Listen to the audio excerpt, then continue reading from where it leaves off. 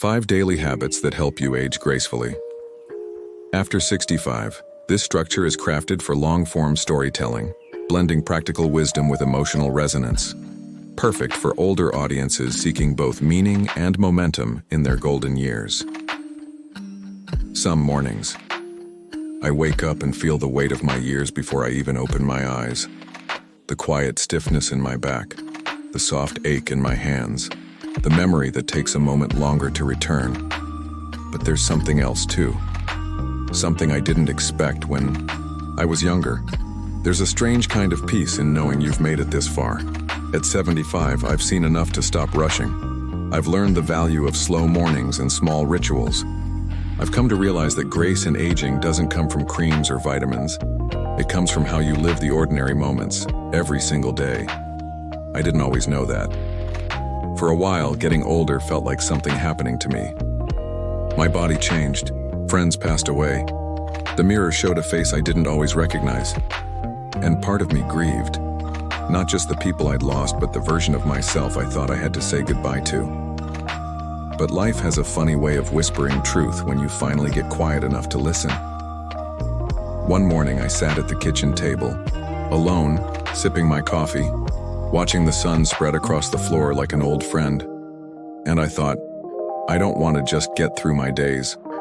I want to be in them, fully, deliberately, even if they're slower now. Even if they look different than they used to. That was the beginning. Not of some grand reinvention, but of a series of small, steady choices. Things so simple I almost ignored them. But when I started doing them each day, just 5 small habits, something shifted. My energy, my peace of mind, my connection to the people around me. Aging didn't feel like a decline anymore. It felt like an unfolding, a refinement, a chance to live deeper, not faster. These habits aren't flashy. You won't see them on magazine covers or in commercials. But they're the kind of daily decisions that make you feel more like yourself, even as your body changes, even as the world moves on. They've helped me age not just with strength, but with softness. Not with resistance, but with grace. And I want to share them with you. Not as a prescription, but as a story. My story. Maybe it'll echo something in yours. Maybe it'll remind you that it's never too late to live differently, more gently, more fully. Starting today, let's begin. There's something sacred about the first few minutes after waking up. The world is still quiet. The mind hasn't yet filled with tasks, worries, or headlines. In that moment, before your feet touch the floor, you are suspended between the dreams you've left and the day ahead. For years, I rushed past that space. I would wake up with a groan, check the clock, and start moving simply because I was supposed to.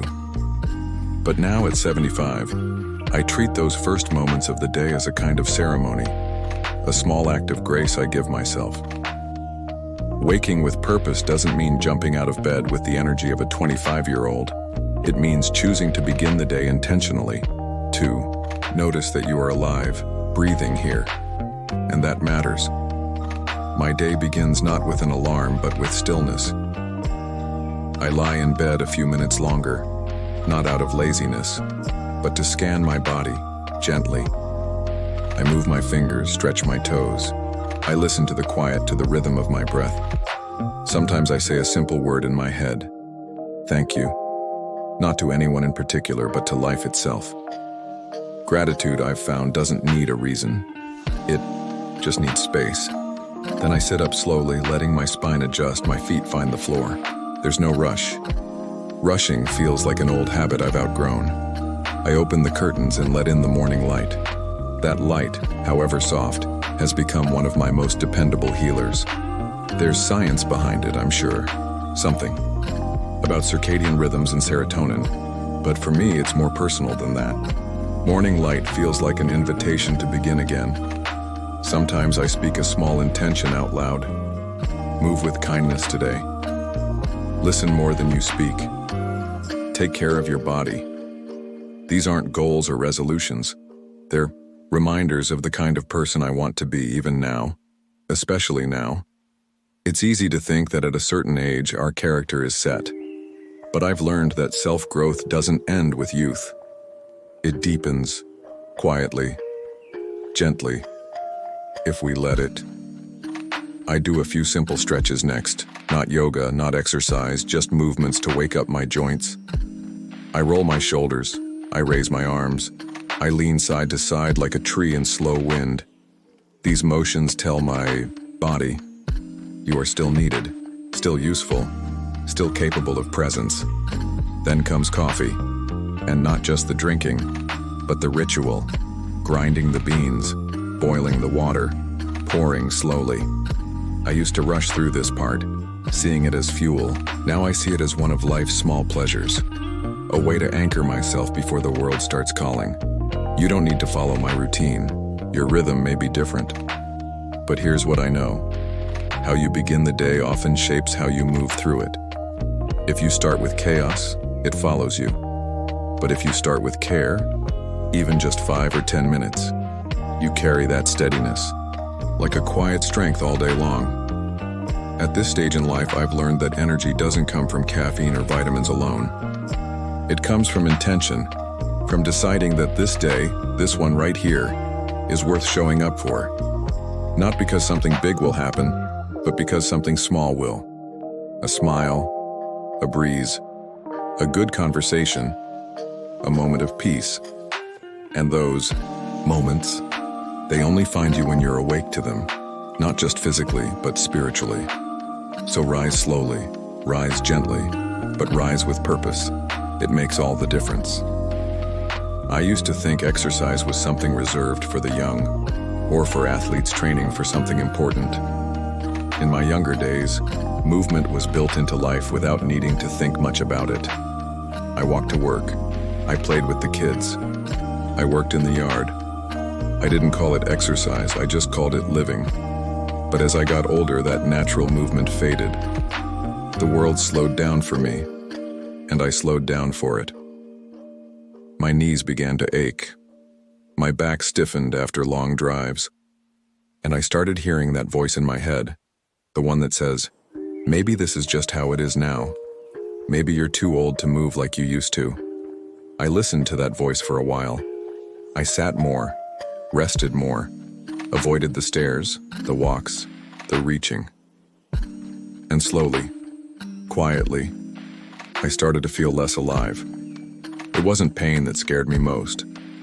It was numbness, that sense of fading into the background of your own life. That's when I realized, the less I moved, the less I felt like me. So I started again. Not with workouts or goals or gym memberships, just with the simplest form of movement I knew, walking. One morning, I put on my shoes and walked to the end of the street and back. It wasn't far and I wasn't fast, but I did it. And something small shifted. The air felt clearer, my mind less foggy, my shoulders a little lighter. So I did it again the next day. And the day after that, a few extra steps, a few deeper breaths. Over time, I added stretches in the morning, a bit of balance practice holding onto the back of a chair, even a few seated exercises when my joints felt stubborn. Now, movement is a quiet promise I keep to myself each day. Not because I'm chasing fitness, but because I'm choosing life. You don't need to run marathons or lift weights to stay vital. You just need to move, every day, in a way that your body allows. Maybe it's dancing in the living room to your favorite old record. Maybe it's tending the garden. Maybe it's marching in place during the commercials. Your body doesn't care what it looks like, it just wants to move. Movement isn't just about muscles or mobility, it's about mood. It's about memory. Studies will tell you it improves brain function, lowers risk of disease, helps with sleep. But I'll tell you what I know for sure. It reminds you that you're still in here, still strong in your own way, still part of the rhythm of this world. There are days when I don't want to do it, when the chair feels easier. But I've learned to see movement not as a chore, but as a privilege. I get to move today. My legs still carry me. My arms still reach. My breath still rises. At this age, we don't need perfect posture or six-pack abs. We need circulation. We need laughter. We need balance, both physical and emotional. We need to say to our bodies, I still believe in you. And every time we move, no matter how slowly, we say it again. So move, even when it's hard, especially when it's hard. Choose movement over stillness, not to fight age, but to live within it, fully, vibrantly, and with grace.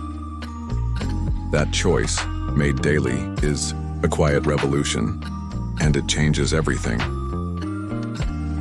For most of my life, food was something I hardly thought about. You ate what you were given, you cleared your plate, you worked it off just by living. We didn't count calories, talk about antioxidants, or use words like gut health. I ate to survive and sometimes to celebrate, but we didn't yet understand how deeply food could shape the way we feel. It wasn't until my late 60s that I really began to pay attention. Not to my waistline, but to my energy. I noticed certain meals left me tired. Others left me jittery. Some made me foggy. Others helped me feel sharper. That's when I realized that eating, at this age, isn't just about keeping the body going. It's about nourishing it in the truest sense. Food became more than fuel. It became medicine, memory, mood, movement. These days I don't follow a strict diet. I don't ban entire food groups or punish myself for enjoying dessert, but I do eat with intention. And that shift, like all the habits I've come to love, started with small daily changes. The first was water. Simple, right? But for years I drank too little. I confused hunger with thirst. I didn't realize how much my body relied on that daily intake just to function. Now I begin each morning with a full glass. Before coffee, before food, water first. It wakes me up in a gentler way than caffeine ever could. Next came breakfast. Not just having one, but honoring it. A bowl of oats with berries, a slice of whole grain toast with avocado and a soft egg, Greek yogurt with a drizzle of honey. I stopped skipping it. I stopped rushing it. And in return, my mind started feeling clearer by 10 a.m. Throughout the day, I try to build my meals around color and balance. More plants, more fiber, more healthy fats like nuts, seeds, olive oil, less sugar, less processed food. But I never, tell myself never. I still eat the cookie, I still enjoy a scoop of ice cream, I just savor it now. I enjoy it more because I'm present for it. Not mindlessly munching, but truly tasting. One of the biggest surprises was how much my brain responded to what I ate. When I began adding in more leafy greens, omega-3s from fish or flax, turmeric, tea in the evenings, I noticed I felt less foggy. My mood was steadier. My memory, while not perfect, was more reliable. There's science behind that, of course. But even without the science, you feel it when something nourishes you. There's a joy in preparing your own food, too, even if it's simple. A bowl of soup made from scratch, a salad tossed with care, chopping vegetables, stirring slowly, plating with intention. It reminds me that feeding myself well is an act of love, not a chore. And let's not forget this. Food connects us. Meals shared with friends, with family, even with strangers. These are the moments we remember. Not the diet trends, not the superfoods, but the laughter at the table, the comfort of something warm, the smell that reminds you of your mother's kitchen. Eating well is one of the kindest things we can do for our future selves.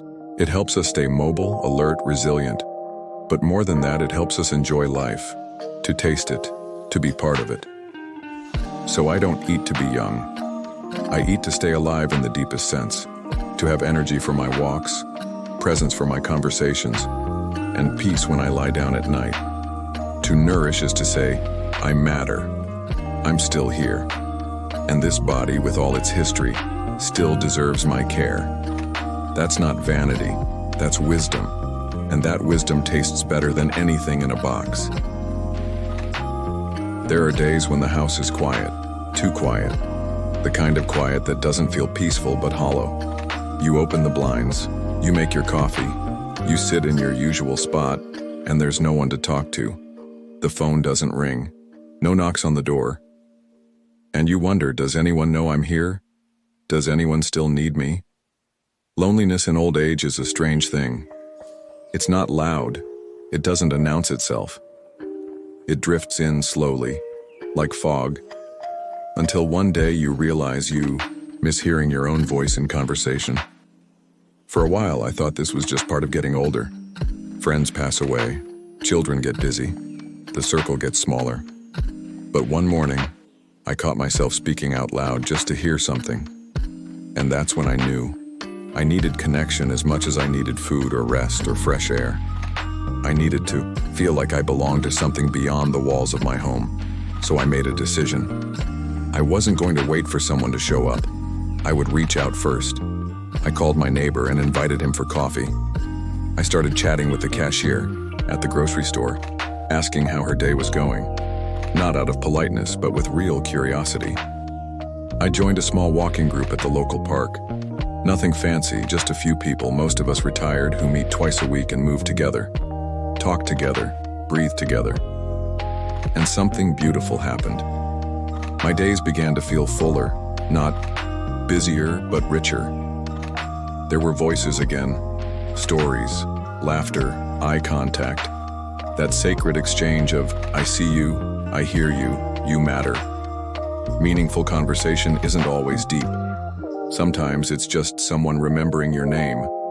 Sometimes it's a neighbor bringing over soup. Sometimes it's you checking in on someone else and watching their face light up.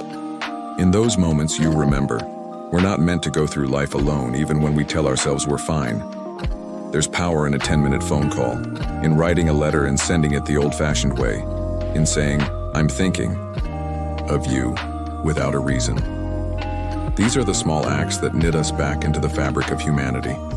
Technology can help us stay connected, yes, but nothing replaces the warmth of presence, even a virtual one. A real conversation where someone listens, where pauses aren't awkward, where silence can exist without pressure. That's the kind of nourishment the soul needs most. And here's something else I've learned. Giving connection is just as healing as receiving it. When I ask someone how they're doing and really mean it, I feel more alive, more useful. Because at this age, usefulness isn't about productivity, it's about presence. I know some of us live alone, some of us are far from family, but connection doesn't always require history. Sometimes the person who ends up mattering to you the most is the one you meet at a bus stop or at church or in the waiting room. We are wired to feel seen, to feel heard, to feel held, not physically, but emotionally. When we lose that, we lose a part of our humanity. But when we find it again, even in small doses, something stirs in us. A spark, a smile, a reason to get up tomorrow. So reach out, call someone, talk to the mail carrier, join a club, invite a friend to sit in the sun. It doesn't have to be big, just real. Because conversation, real human conversation, isn't just a part of life, it is life. The sun sets differently these days. It used to mark the end of work, a rush home, dinner to make, bills to pay, kids to tuck in. Now it signals something else. A gentle reminder that I've been given another day, another evening, another chance to close the day with care. When you're younger, it's easy to fall into bed exhausted, your mind tangled in to-do lists and unfinished business. But at this stage of life, I've come to cherish the final hour of the day as something sacred, a time to let go, to settle, to listen inward. Reflection isn't just thinking, it's feeling. It's choosing to pause long enough to ask, how did I live today? Each night before I turn off the light, I sit quietly. No television, no scrolling. Just the hush of evening and the sound of my own breath.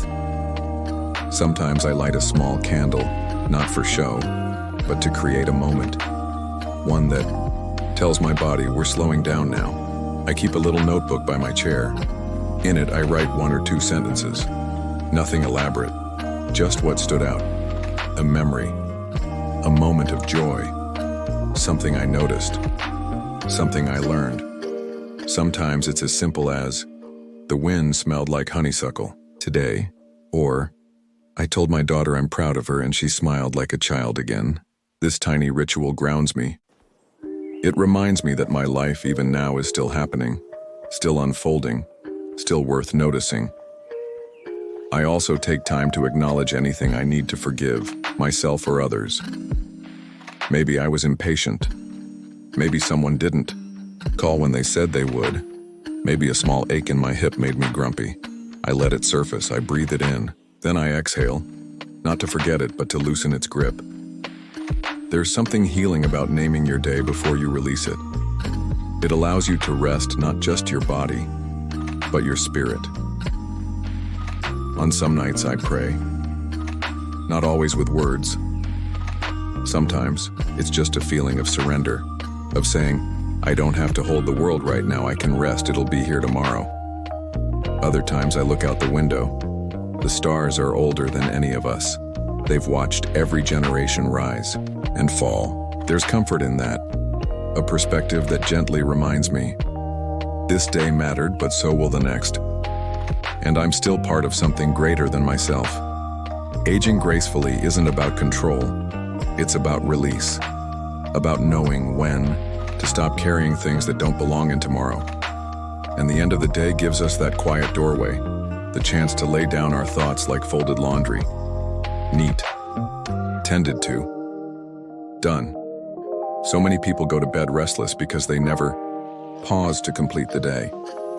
They carry the tension into sleep and it greets them again at dawn. But peace doesn't just show up. It's something we prepare for. We make space for it. I've found that reflection doesn't require wisdom. It creates it. One evening at a time. So end your days slowly, with presence, with softness, with enough quiet to hear the truth inside you.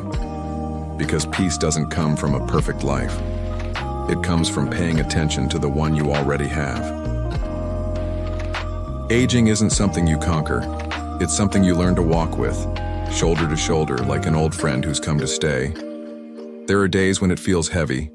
Yes, slower legs, forgotten names, people we've had to say goodbye to. But there are also days when it feels like a kind of arrival, a soft landing, a vantage point you can only reach after living long enough to see what truly matters. And that's the quiet truth behind these 5 daily habits. They're not secrets or shortcuts. They won't reverse time or erase the years, but they will give those years more color, more texture, more presence. Because aging gracefully isn't about doing more. It's about doing less, but doing it deliberately. When you rise with purpose, you set the tone for a day that feels like yours. When you choose to move, you remind your body it still belongs to the world. When you nourish with care, you turn meals into medicine and fuel into joy. When you connect with others, you keep your soul from growing lonely in the silence. And when you reflect each night, you end the day not with emptiness, but with peace. It doesn't take big change to make a big difference. It takes consistency, gentleness, a willingness to show up for yourself over and over again with patience and grace. No matter how old you are, those things are still within reach. You don't have to chase youth to find meaning. In fact, the beauty of this chapter is that you finally get to slow down enough to notice the life you've built, the people who stayed, the lessons that stuck, the quiet strength that no one applauds but that keeps carrying you forward. So start small. Start today, or start again tomorrow. Aging gracefully isn't a destination. It's a rhythm, a daily choosing, a soft unfolding. And if you ever feel behind, remember this: you are still here. And as long as you're still here, there is time. Time to breathe differently. Time to love better. Time to live more fully. These habits are my companions now. Quiet, steady reminders that life is still happening and that I still belong to. So do you. Let's keep walking this path gracefully together, one day at a time.